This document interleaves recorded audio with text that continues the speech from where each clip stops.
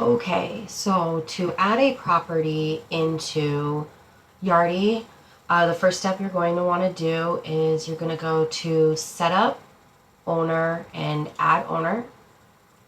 You're going to enter the code of the owner. Usually we would do something along the lines like the last name of the owner or the business name if they are an LLC. The address, we will try and use the address that is on their management agreement, or if they have a different address on their management agreement, or if they email us something different. We just like to have the most updated contact information for our owners.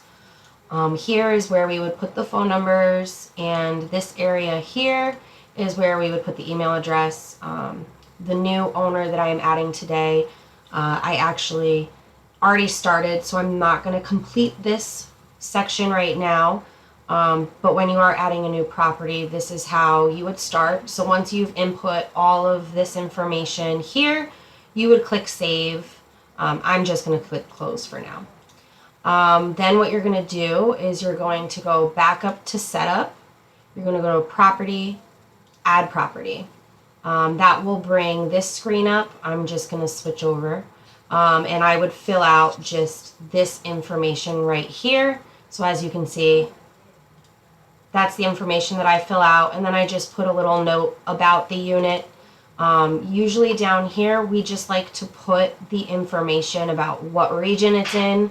Eventually, we would like to have this be a little more specific, but for now, this is fine. Property type, this would be a residential property. This is a multifamily home. There is no program here, so we're just going to leave it. Facilities would be Kelly Cisco, and accounts receivable would be Anastasia.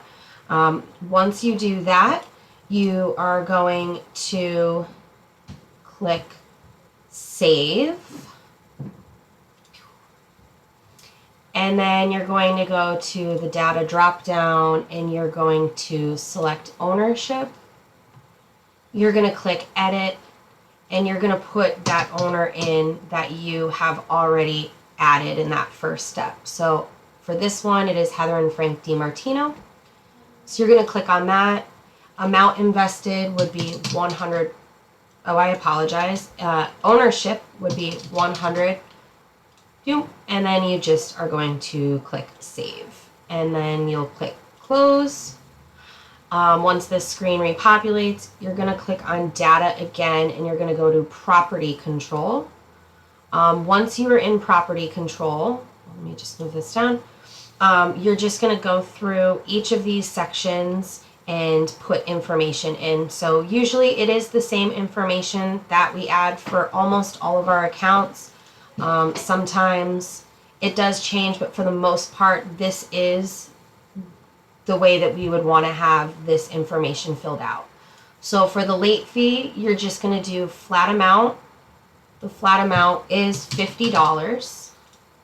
The grace period is 10 days. I'm going to go to delinquency. I do not put anything here. Maintenance, I do not put anything in this area either. Ownership, again, this is where we should see that owner that we just added in the first step. And then default accounts, this is going to be always the same. So the payable account is 1110, which is our operating and cash. The cash account for receipts is also the same account, 1110. And then the cash account for security would be 1120. So we would choose this one right here. Property defaults, we usually do not do anything with this section either, so I'm just going to go ahead and click Save. And then I'm going to click Close. And then what you're going to do is you're going to click on Unit Types, and you're going to want to click on this little sparkly button right here. That's underneath the property card. You're going to click on that. And what we're going to do, we're going to create a code for the unit types. Usually this is similar to what the property code is as well. In this instance, I'm going to put 40 Maple Grove Ave, Norwich, Connecticut, So for description, I just like to reiterate the address. Usually we do fill this information out. These units, I believe, are all different sizes, but they all have 2 bedrooms. So I'm just going to put 2 here. Oops. I apologize. 2 here. And then for bathrooms, I'm just going to put 1 because all of the units have at least 1 full bathroom. The rent, I'm not going to fill this portion out. The minimum rent, just because we would like to base it off of market rates, I do have the current market rates that are set by HUD for our metro area. So for a 2-bedroom unit, the market rent would be $1,227. So here, the lowest rent is $900, so I am just going to put that, but I'm going to bring the highest rent up to $1,300. Once I've filled out this portion, I move on down here. So move-in charges, we will always charge for a security deposit. That is called deposit, security deposit. We do not put the amount because it would change depending on what the rent is. This is recommended, required, and modifiable. So that is all that you would do for move-in charges. For move-out charges, we're going to put damages. This charge is called a damage charge. This amount, again, is going to change depending on who vacates, how they leave it. So this amount I leave blank. And then this is required and modifiable, because if there's no damages, we're just going to do 0. And then for application fee, you're going to go here, application fee. The charge is called app fee. The amount is $50. And this is recommended, modifiable, and then you're also going to want to pick roommate, spouse, and guarantor, and other. All right. And then once these fields are all filled out, you're just going to click save, and then you'll click close. So that information should now be in there. So as you'll see, if you go to unit types, you'll see the 1 unit right here. So once you have completed the unit type, you're going to click on units. Then you're going to click on the little square with the sparkle, and this should autofill. Please make sure that the property is the one that you're working on. You're going to want to click submit. Here, unit, we usually like to call them, like this is going to be the first floor unit, so it would be 40 Maple 1. Unit type will be the unit type you just created, 40 Maple. Confirm that all of this looks accurate and click save. Perfect. All right, and then after this, you're going to click close. Then you're going to go back to units, and you'll basically do the same thing again for, if there's multiple units. So this one, for example, would be 40 Maple 2. The unit type is 40 Maple. That should pop up. Verify that all this information looks correct, and you're going to click save. And then just close for now. And then again, this one has 3 units, as you can see right here. So we're going to go ahead, we're going to do this, confirm that this is the right information, click submit, and then this will be 40 Maple number 3. Again, unit type would be the one that we created earlier, and then you're going to click wonderful. So then you're going to click close. All right, and then we already touched on filling out the attribute section of this. So then the next step is going to be clicking on Bank GL, and then you're going to want to click edit. For the bank, this property in, for example, We are going to do the IMT management account. This is going to go to 1110. And then for this bank account, this is also going to be IMT MG MNT, and then this would just be for the security account, which we set up earlier. Click save, and then you are going to click close. All right. So then what you're going to do is you are going to go to Administration, Ancillary Services, Rent Cafe, and Cafe Property Configuration. So for this, you'll then put in the property that you're working on and click Submit. This should auto-populate. What we usually do here, 8333, is we just put all of our contact information in this little section. Email, I usually put mine, that's fine, and then the website, realestate.com. Then we're gonna go to theme info. We just do a quick welcome to 40 Maple Grove. Oops, if I could type. Norwich, Connecticut. And that's usually all I do for that.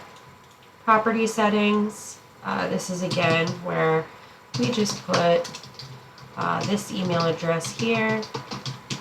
Regional leasing, again, Anastasia, imtrealestate.com. Maintenance email would be Kelly at imtrealestate.com. Service request is Kelly at imtrealestate.com. Tech support is Anastasia at imtrealestate.com. I forgot my M. Tech support phone number is that same number that we put in before. Time zone, we are in Eastern time. Then you are going to allow partial payments and allow prepayments. Property images, you are required to upload an image. For some reason, I cannot get this to show up on your screen, but I will find a way to show how to do this in a separate video, just because for some reason I am not getting it to show. So then once you put the property images in, go to unit type, just going to make sure that all of this information is what you put in before, which is great. I always select do not publish.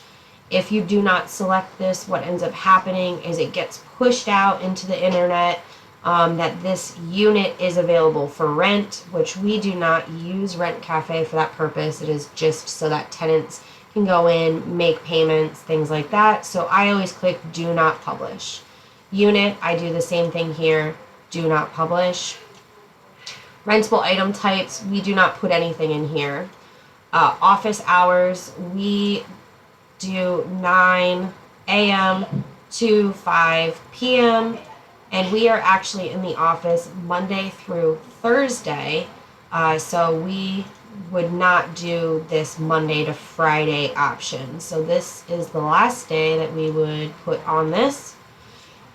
And then for pet policy, I just put not allowed. It is case-by-case basis for most part, so I would rather just do not allowed, because if it does get pushed out into the internet, it kind of helps us a little bit. So then now this is all set up. Yep.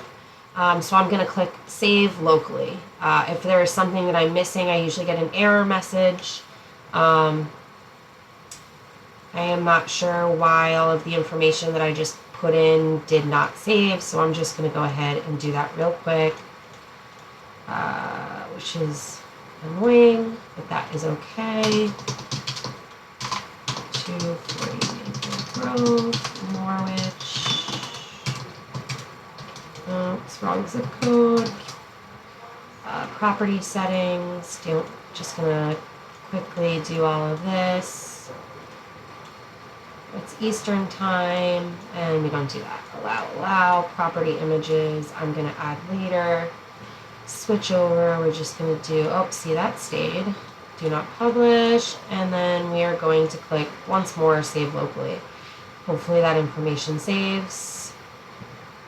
And it did. Awesome. So then what I like to do after I do this is I click prepare. In this instance, it might not actually prepare because I haven't uploaded a photo, but we're going to see what happens. So it's just swirly. It's loading. Let's see here.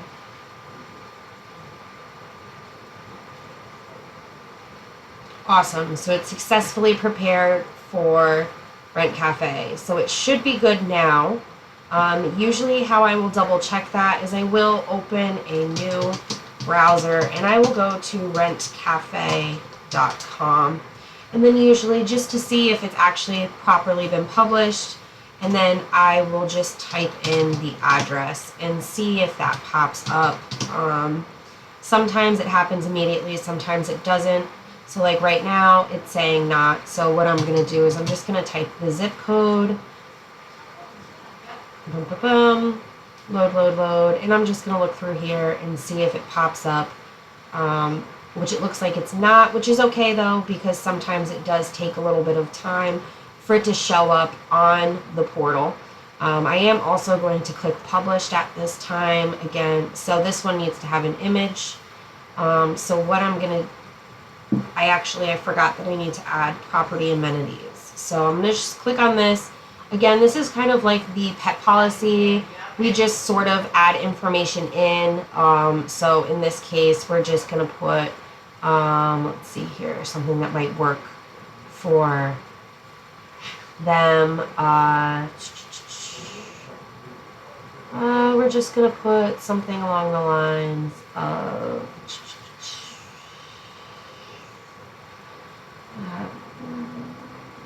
I'm going to do courtyard. And I'm just going to click save. They do have a very nice yard, so we'll click close on that. Property images. I'm going to just try and get this to show on right now. Oh, so now it does. So basically all you do, this screen will pop up. Choose file. Most of the time what I do is I just go into the share file and I search for the IMT logo. Usually something pops up, and usually that's good enough for me. We're just going to call this property logo. Click save, and it looks like that is totally fine. So we're going to click close, and we're going to push publish one more time and hope that this pushes itself through, and it's not. Property images. One image for the photo gallery. I'm just going to add photo gallery, and we're just going to do the IMT logo again. I am not 100% sure why this is not working right now. We're going to click save. Now that's in there, so hopefully third time's the charm. We're going to click publish now.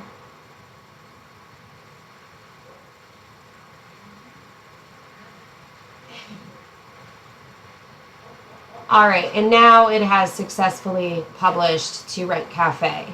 So what we're going to do one more time, we're just going to go back and we're going to search 40 Maple. And we're going to see what happens. Hopefully it pops up. Again, it hasn't, but like I said, it does tend to have a little bit of a delay sometimes. So I'm just going to search 06360 and see what happens here.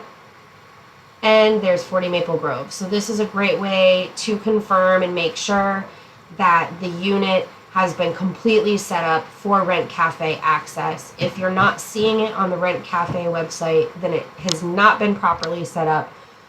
So there are additional steps that you might have to go through. I would recommend just rewatching this video and make sure that you followed all of these steps to get it to populate here. Once it's populated on Rent Cafe, most of the time we do already use an existing bank account. If it is a new bank account, such as a larger portfolio, there are additional steps that I will try and add another video about getting a new bank account verified with Rent Cafe. But this should be the final step to adding a new property. If there's any questions, just let us know. And thank you.